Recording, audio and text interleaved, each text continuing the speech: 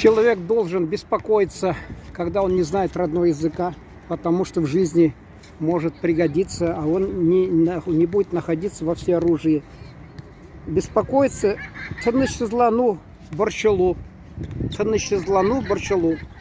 Безнен татар телен үйрәнү бесплатный, түләүсез бушлай. Түләүсез бушлай. Раньше только в библиотеке человек мог найти словарь татарский. Библиотека Китапхана. Ну, на битва, сугыш.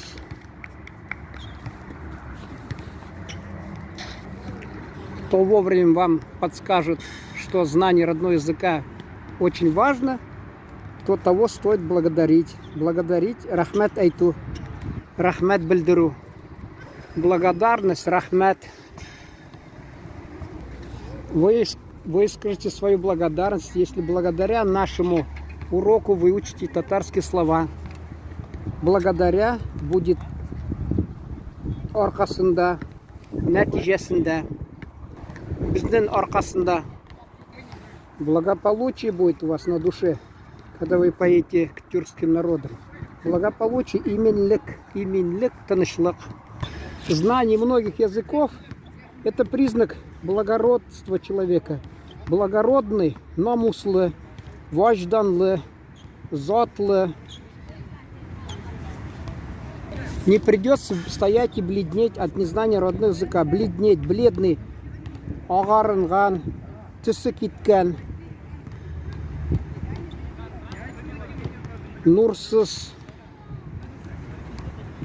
А кто будет блистать знаниями, то блестеть – это ялтрау.